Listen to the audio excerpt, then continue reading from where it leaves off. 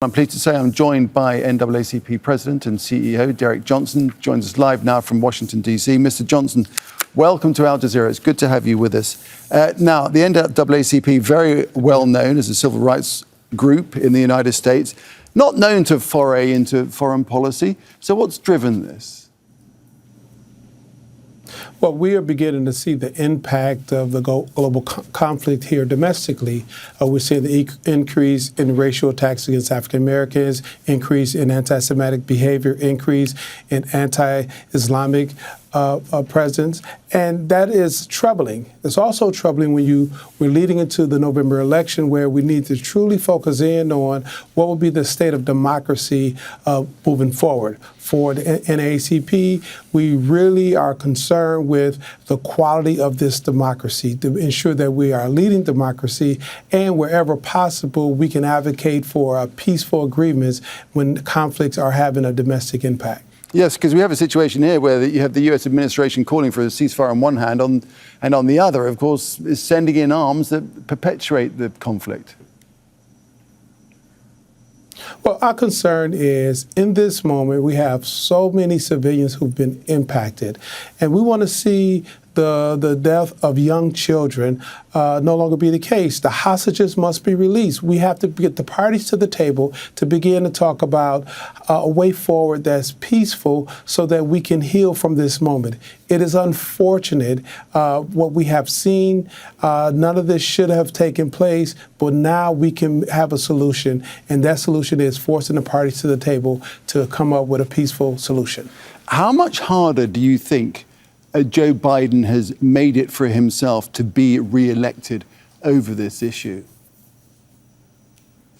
Well, I'm not going to go into his electability. I am going to talk about the African American communities and the concerns that's been expressed. And those concerns are, how do we get to a place where we can see peace in this conflict, and our voters here could begin to focus on what's important. The worst thing that can happen in the November election is we have someone with white supremacist sympathies, and if that happens in that White House, the African American community will be under attack, the Jewish community will be under attack, the Islamic community will be under attack.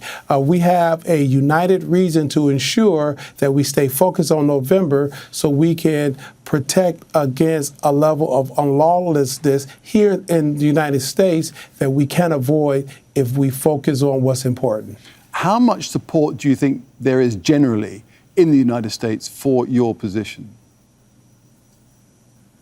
Well, I can't speak to the United States. I can say in the African American community, there was profound concern about what is being witnessed on social media and all of the images. For many African Americans, we absolutely deplored what happened on October 7th. That should not have happened. That was a killing of innocent Israeli lives. And at the exact same time, those same African Americans are really upset about what they're seeing to children in Gaza.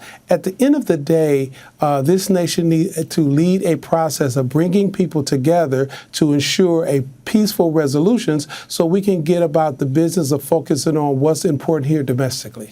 The war has been going on for, 8 months now? What is it that has pushed you to this moment at this point?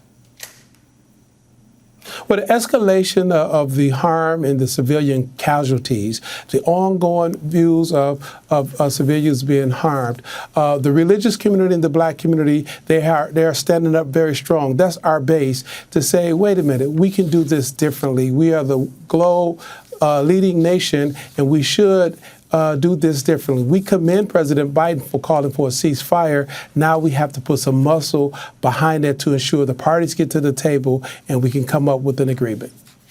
Derrick Johnson, good to have you with us here on Al Jazeera. Appreciate that. Thank you very much. Thank you. Make sure to subscribe to our channel to get the latest news from Al Jazeera.